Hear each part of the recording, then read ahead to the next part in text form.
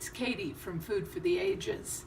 Rhubarb is one of the first things to come up in the spring, and it makes the most delicious pie, especially when used with my pie crust, which you can find at foodfortheages.com. I made my 6 pie crusts this morning. I'm letting them rest, and now I'm using the recipe from The Joy of Cooking. This mixture here, which is starting to moisten up, is 6 cups unpeeled diced rhubarb stalks, 6 tablespoons all-purpose flour, 2 cups sugar, and 1.5 teaspoons of grated orange rind. I used about 8 stalks to get the 6 cups. 8 stalks of rhubarb. You want to make sure you never use the green leaf, which is poisonous. And it will go into this beautiful Emile Henry pie dish that my mother-in-law gave to me for my birthday last year. Thanks, Fran. This is a great pie dish, but it's great in both the senses. It's great to use, but it's great in size. And that's why I 1.5 times my filling. It'll really make a nice deep dish pie with an incredibly flaky crust. Okay, I'm gonna take these. I made these this morning and they've been resting. I'm using my trusty wine bottle. Remember, when you roll out pie crust, you go from the center in a star shape so that you keep your round shape. Turning your crust frequently. I'm going to be rolling this dough today until I can almost see the counter through it. And I know I've told you that with pasta noodles, it's the same thing. Same with a pie crust.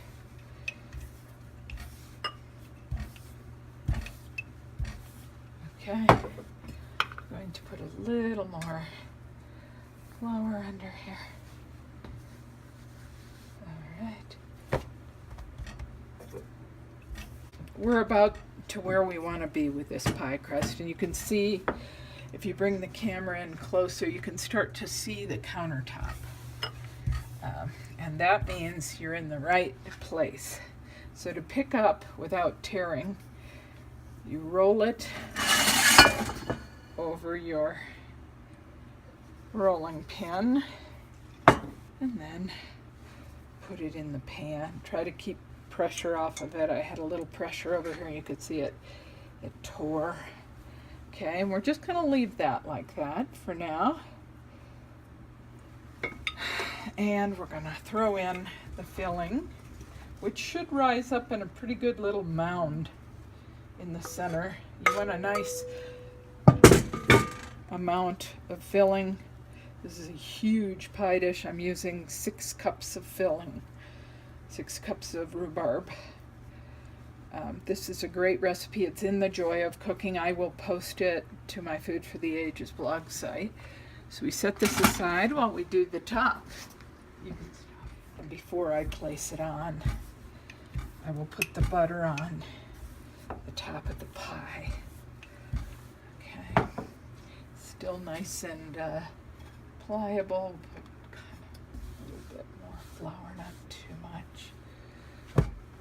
Okay, I lift that on, and you can use your hands for this.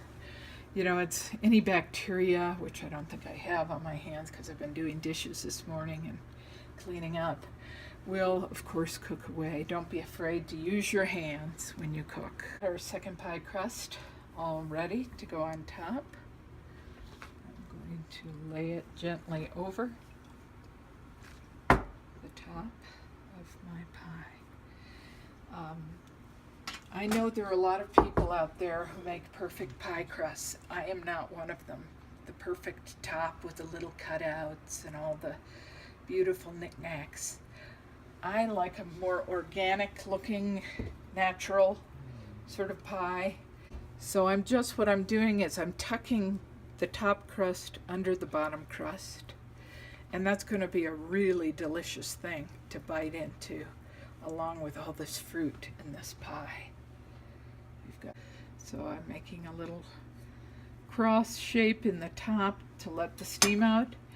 And then this pie in particular likes, since it's so tangy, it likes a little bit of sugar on the top. So I'm just gonna sprinkle sugar. That gives it a nice little texture on your tongue and flavor when you bite into your pie. Pop it into a 450-degree oven. Cook it for 10 minutes so it browns. Then 40 more minutes at 350, and when you pull it out, you've got one delicious pie. Thanks for watching. If you'd like the recipe for this, please go to foodfortheages.com and you'll find the recipe under Rhubarb Pie. Thanks. Well, we went out for a walk while the pie cooked, and as you can see, it looks delish. This is a pie for people who love crust and for people who love fruit. If you'll come down to the edge and look at the profile of the top, you'll see it's very bumpy, so it's just packed with fruit.